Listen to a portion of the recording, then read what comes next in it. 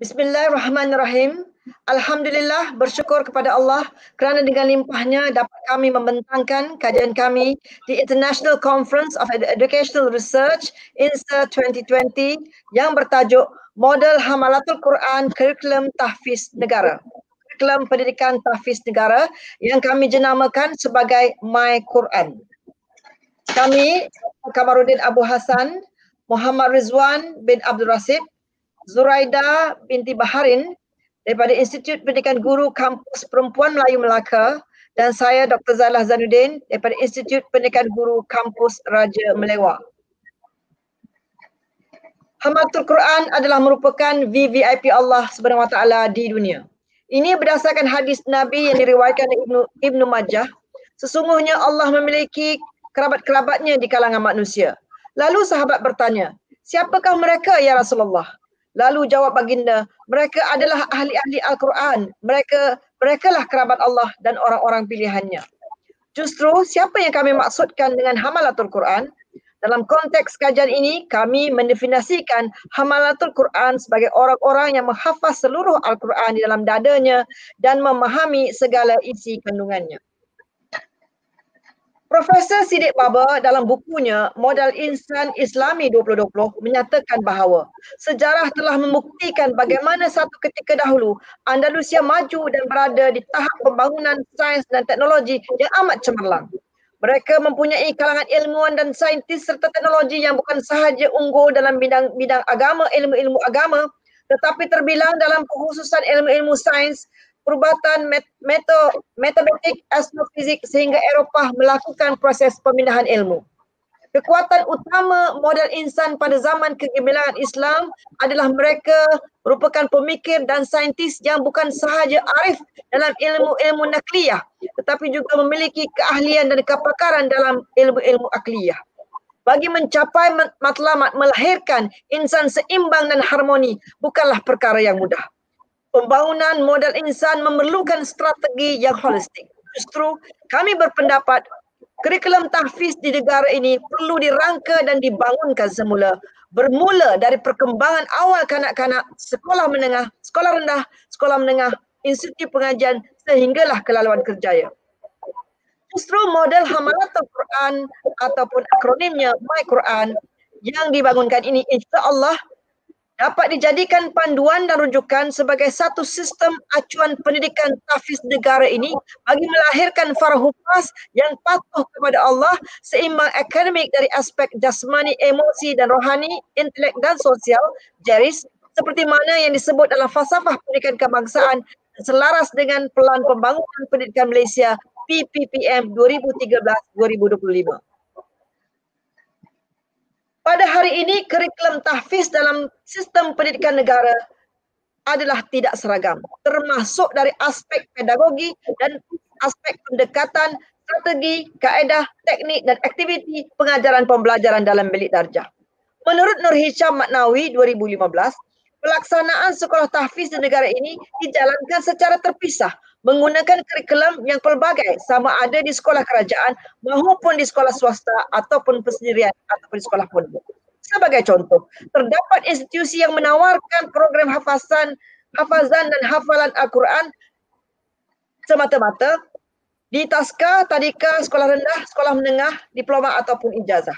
Terdapat juga usaha secara persendirian yang dilakukan oleh ibu bapa tertentu kepada anak masing-masing secara cuba jaya. Matlamat penubuhan dan kaedah pelaksanaan juga di setiapnya berbeza-beza antara satu sama lain. Justru kajian tentang pembangunan mengintegrasi kurikulum tahfiz dan akademik secara menyeluruh adalah tepat dan munasabah. Hari ini dan pada masa depan, kita sedang berdepan dengan pelbagai cabaran yang bukan sahaja bersifat intelektual dan saintifik, tetapi cabaran yang menunggu juga bersifat emosi dan psikologi. Ini menurut Siddiq Baba 2011. Pepatah Arab ada menyatakan, jika kita ingin melihat generasi masa hadapan, lihatlah kepada golongan kanak-kanak pada masa ini. Justru pembangunan model My Quran ini adalah ini yang holistik dan menyeluruh bermula daripada alam rahim dan kanak-kanak lagi adalah tepat.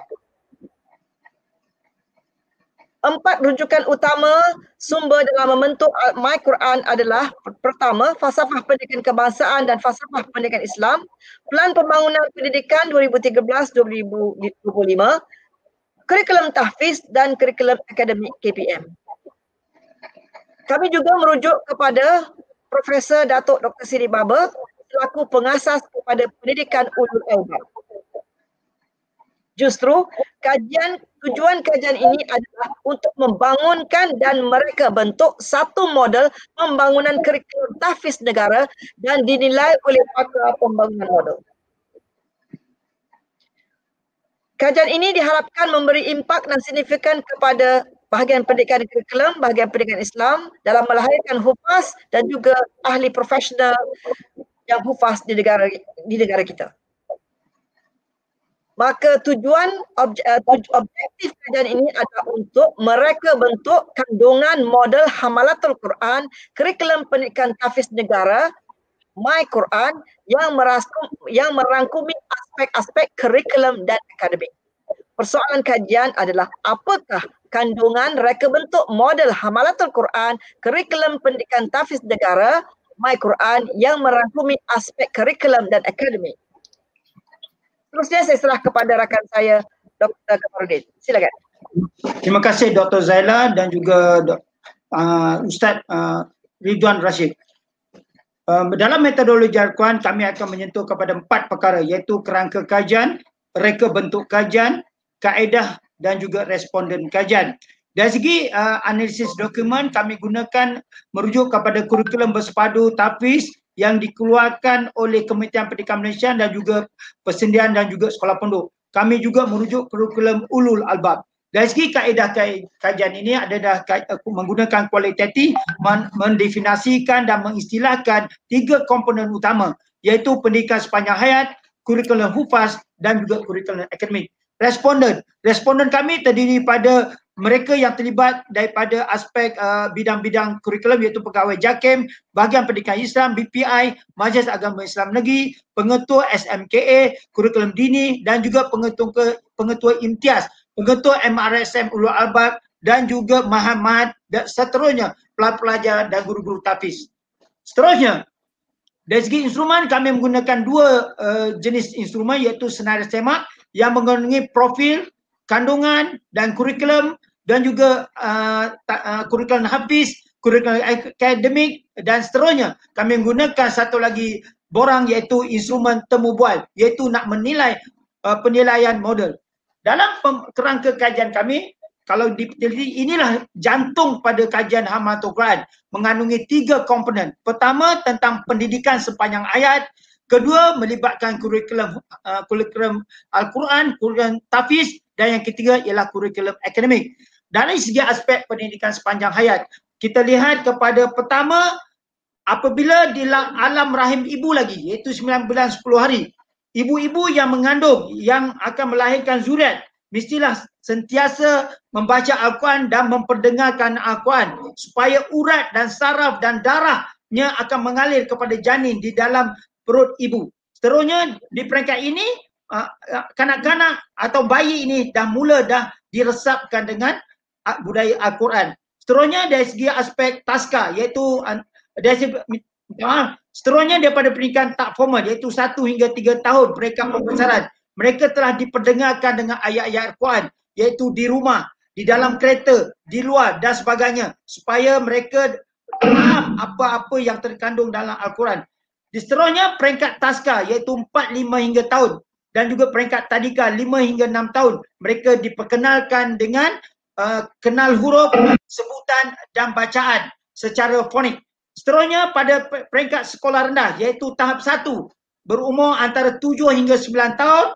Kemudian tahap 2, daripada 10 hingga 12 tahun, mereka telah diperkenalkan lagi dengan bacaan tajwid, hafal, ayat lazim dan juzuk amma.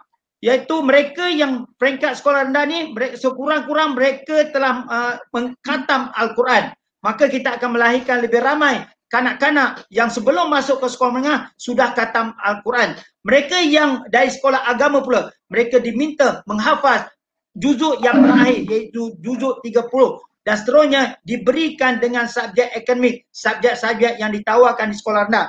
Seterusnya di peringkat sekolah menengah, iaitu yang diwujudkan oleh kerajaan, digubal oleh kerajaan, Kementerian Pendidikan, iaitu kurikulum dini ulul albab, iaitu tingkatan 1 hingga tingkatan 5. Mereka diperkenalkan lagi peringkat yang tertinggi, iaitu kita tadaburkan Al-Quran tersebut, iaitu hafalan, tajwid, wal qiraat dan sebagainya. Di sini ada 2 subjek akademik yang akan diberi kepada mereka, disampaikan, dididik, iaitu peringkat teras dan peringkat elektif. Dan akhirnya di peringkat universiti, mereka mendapat diploma dan ijazah yang ditawarkan oleh IPTA untuk melahir golongan profesional tahfiz. Akhirnya, maka mereka akan tadabur pada Al-Quran, iaitu tadabur mereka yang menghafal, faham kandungan Al-Quran dan seterusnya mendapat laluan kerja yang lebih baik. Seterusnya, dari segi prosedur mengumpul data, kami gunakan 3 elemen utama, rujukan dokumen, semua dokumen Al-Quran, Hafiz dan juga dokumen akademik kami rujuk. Seterusnya kami merujuk juga pakar-pakar dan juga kami rujuk kepada mereka yang mereka bentuk membina model. Seterusnya dari segi dapatan daripada kajian ini, kami dapati ada 3 perkara yang kami dapat, iaitu pertama, pendidikan sepanjang hayat, iaitu anak-anak, murid-murid dan pelajar diberi pendidikan secara lebih saintifik dan juga sistematik mengikut kronologi dan urutan. Seterusnya kami memperkenalkan juga kedua-dua kurikulum, iaitu pendidikan hafiz dan akademik mestilah digabungkan, diintegrasi untuk diberi kepada mereka yang daripada sekolah rendah dan sekolah menengah. Seterusnya kita bermatlamat di peringkat tertinggi, di peringkat IPTA, mereka akan ditingkatkan lagi dari segi aspek hafiz dan juga akhlak. Sebenarnya untuk mendapatkan perkara ini, adab dan akhlak juga mesti dijaga. Di akhir sekali, dapatan pembincangan dan aplikasi peringkat pendidikan. Peringkat pendidikan Hamalatul Quran ini akan dikawal oleh kerajaan supaya kita tidak melahirkan golongan-golongan agama yang ekstremis. Seterusnya, dari segi reka bentuk kurikulum kita lebih sistematik, berperingkat-peringkat, mengikut tahap umur dan tahap yang telah ditetapkan oleh Kementerian Pendidikan Malaysia. Dan akhirnya, dari segi profesional dan kerjaya, mereka yang tadabur dengan Al-Quran ini, mereka akan mempunyai integriti yang lebih tinggi, bersikap amanah, bersikap tanggungjawab, menjadi warga negara yang sesuai yang kita ikut rukun negara, dan akhirnya kerjaya mereka lebih cemerlang. Kesimpulannya, dapatlah kita rumuskan bahawa lidah guru mesti lidah Al-Quran, iaitu apabila sebelum memasuki kelas, guru-guru pastikan mereka membaca Al-Quran, sama ada 1 ayat, 1 muka dan seterusnya. Seterusnya, bagi Hamalatul Quran ni, keberkatan pelajar dalam menerima ilmu guru yang sentiasa membaca Al-Quran lebih jelas dan nampak perbezaan. Pelajar-pelajar akan mudah faham dan lebih berfokus, dan akhirnya mereka dapat menerima ilmu dengan penuh penghayatan dan fokus. Dan seterusnya, model Hamalatul Al-Quran akan menjadikan kurikulum tahfiz yang bersepadu, lengkap, sistematik, saintifik dan lebih bermakna dalam usaha mencetuskan kemenjadian murid dan akhirnya melahirkan modal insan yang memiliki kepakaran dalam pelbagai ilmu-ilmu alqiyah dan juga arif dalam bidang ilmu-ilmu nakliyah. Di sini kita akan melahirkan golongan tahfiz yang profesional. Seterusnya, mereka yang terbabit dalam model ini atau mereka yang menerima model Al-Quran ini, jika beri kepada anak-anak, mereka lebih tadabur, akan lahirkan generasi hufaz Al-Quran yang cemerlang dan gemilang. Dan seterusnya, Malaysia dapat menjana tokoh-tokoh ilmuwan seperti Ibnu Nafis, Ibnu Sina, Al-Khawarizmi, Al-Fatih dan ramai lagi seperti mana yang dinyatakan dalam sejarah, iaitu tamadun Islam adalah tamadun yang cemerlang dengan hebat, dengan penguasaan Al-Quran pada masa yang sama juga dalam mereka arif dalam bidang ilmu perubatan, ilmu matematik, ilmu geografi, ilmu bedah, ilmu sains, ilmu teknologi dan ilmu peperangan. Model insan seperti ini yang membangun peradaban dan sekaligus memartabatkan Islam kemecu kegemilangan. Seterusnya, alhamdulillah, Wassalamualaikum warahmatullahi wabarakatuh. Syukran jazilan. Terima kasih.